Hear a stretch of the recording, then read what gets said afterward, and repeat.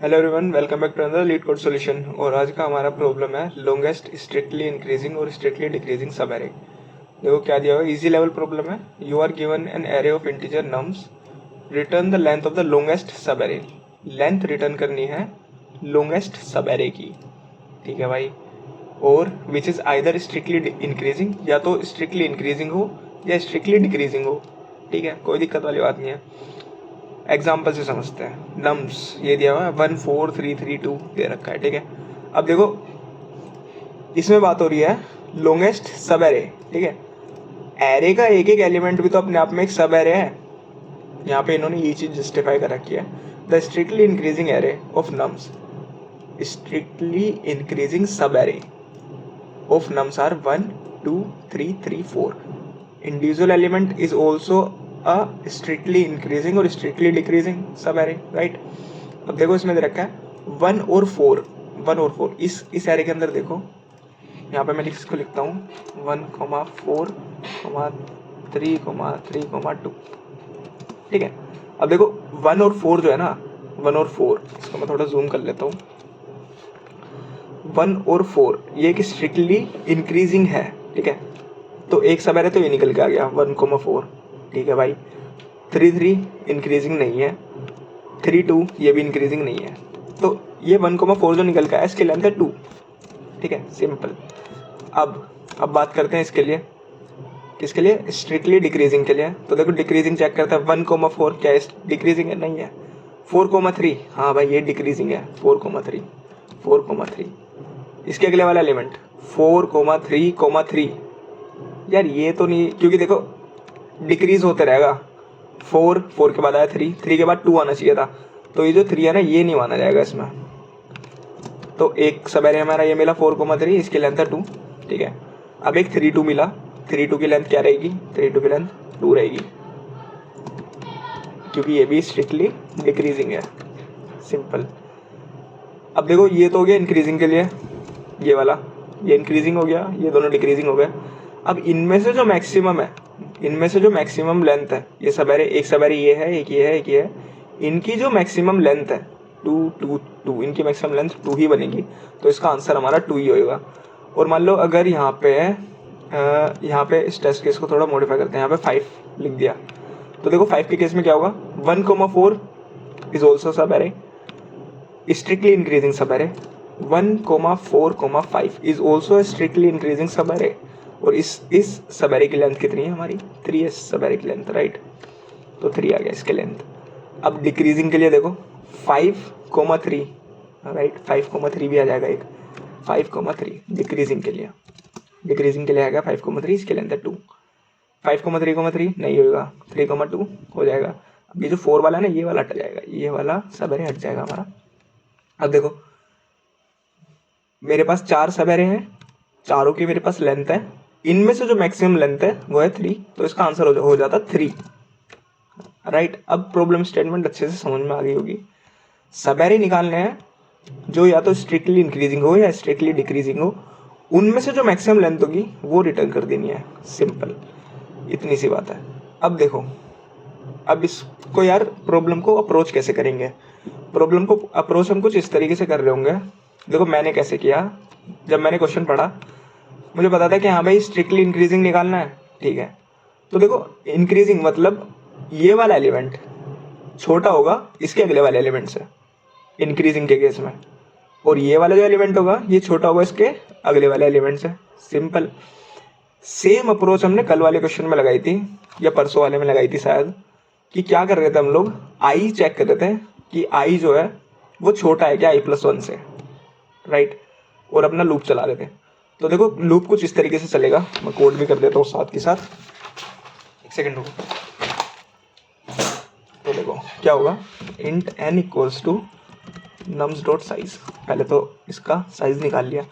अब देखो क्या क्या कह रहा हूँ मैं, कि मैं लूप चलाऊंगा यहाँ से स्टार्टिंग से और कंपेयर करता चलूंगा। 4 int I equal to 0, I less than N I plus plus, right.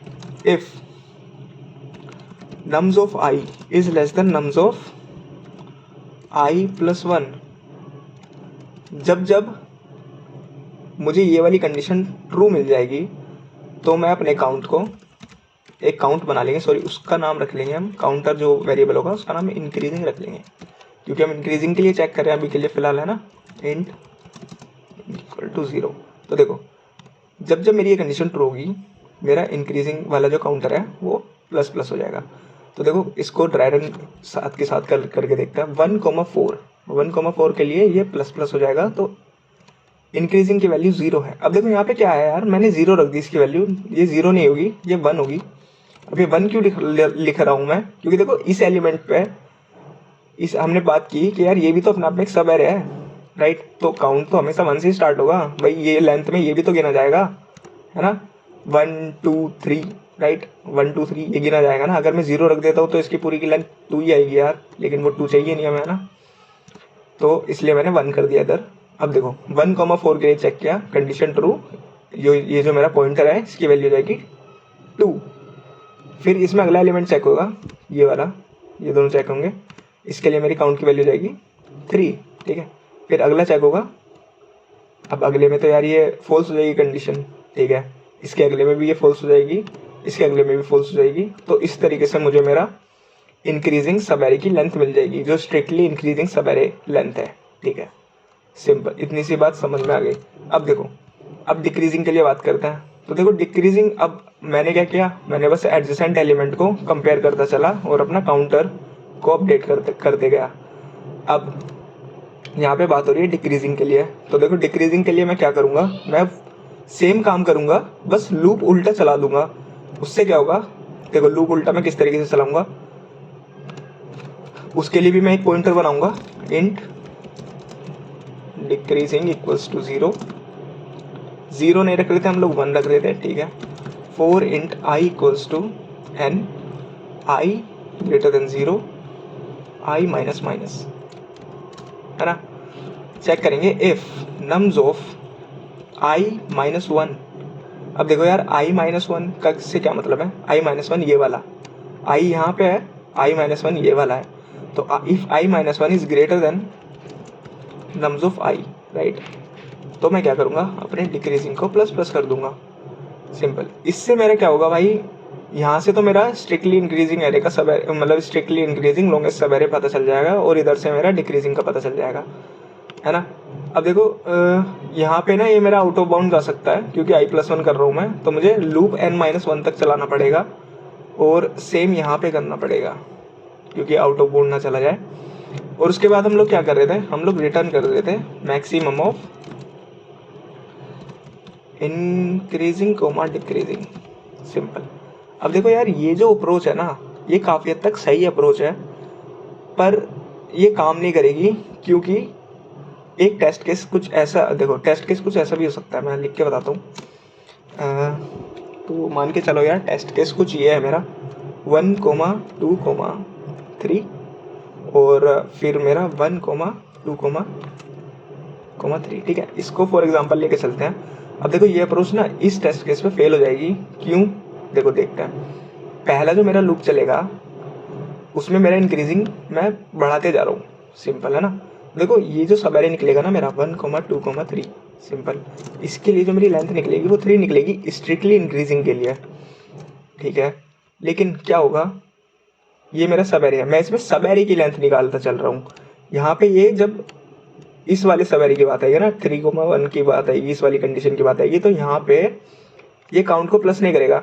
लेकिन जब इधर बात आएगी तो ये काउंट को प्लस कर देगा, तो इसकी वैल्यू 4 हो जाएगी, और फिर अगले वाले के लिए इसकी वैल्यू 5 हो जाएगी। अब 5 लेंथ का सब एरे तो है ही नहीं भाई स्ट्रिक्टली डिक्रीजिंग, तो इस केस में ये कोड को मुझे क्या करना पड़ेगा, थोड़ा मॉडिफाई करना पड़ेगा। अब देखो मॉडिफाई मैं कैसे करूँगा, मैंने मान लो यहाँ तक चेक किया 1,2, देखो शुरू से देखते हैं। 1 के लिए काउंट 1 था, 1,2 के लिए काउंट 2 हुआ, 1,2,3 के लिए काउंट 3 हो गया, 3,1 के लिए काउंट फिर से 1 कर दूंगा मैं। तो देखो काउंट को फिर से 1 कर देते हैं, रीसेट कर देते हैं। अभी फिर से 1 क्यों कर रहा हूँ मैं बताता हूँ। देखो काउंट को मैंने फिर से 1 कर दिया, क्यों 1 कर दिया, क्योंकि इतने सब एरे का लेंथ मुझे पता चल गया, और इतना मुझे स्ट्रिक्टली निकालना है अब, राइट। तो मैं दोबारा से कंपेयर करूँगा, मुझे नहीं चाहिए यार फिर बाद में कुछ गड़बड़ हो, तो इसलिए मैंने उसको रीसेट 1 कर दिया। और जो मेरी पहले वाली वैल्यू थी, मान लो भाई मैंने उसे रीसेट 1 कर दिया, लेकिन यार ये वाला जो सेवेरिटी जिसकी लेंथ हमारी 3 आ रही थी, इसकी वैल्यू को भी मैं अभी स्टोर करूँगा। देखो उसको कैसे स्टोर कर सकते हैं हम, इंट मैक्सिमम ऑफ इंक एक करके वो बना लेंगे। अभी मैक्सिमम ऑफ इंक क्यों बना रहा हूँ, क्योंकि यार मैं कंपेयर करके हर बार जो मेरा ये है ना इंक्रीजिंग, इसको स्टोर करता चलूँगा। मुझे पता चल जाए कि हाँ यार maximum length of longest strictly increasing sub array, उसकी लेंथ में साथ के साथ कंपेयर करते चलूँगा। तो मैं क्या करूँगा, maximum of inc equals to maximum of comma increasing. I hope यार आप लोग समझ पा रहे होंगे मैं क्या समझाने की कोशिश कर रहा हूँ। ठीक है, तो काफ़ी हद तक कुछ ऐसा ही है। ठीक है, अब भाई ये रीसेट वाला सिस्टम को समझ में आया कि यार ये मैं क्यों कर रहा हूँ, क्योंकि देखो यहाँ पे 3,1 पे मेरा कोड जो है वो नहीं चल रहा था और वो मुझे आउटपुट दे देता था 5, जो कि गलत है। तो इसलिए मैंने उसको रीसेट किया, जिससे उसमें कभी भी ये वाली गड़बड़ ना है कि वो सब एरे काउंट ना करे, वो पूरा ही एरे काउंट कर रहा है। ठीक है, हमें तो सब एरे काउंट करना है बस। अब देखो डिक्रीजिंग के लिए भी यही सेम बात है, इसको भी हम लोग वापस से रीसेट कर देंगे और कंपेयर कर देंगे। एल्स डिक्रीजिंग इक्वल टू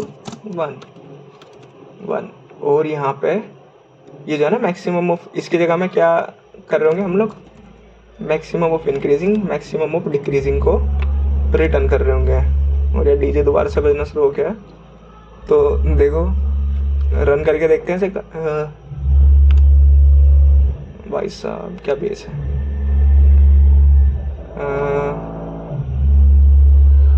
हमारा भाई टेस्ट केस फट गया थोड़ा सा। 3, 2, 1 के लिए आउटपुट आ रहा है 1 और तब क्या आउटपुट आना चाहिए 3।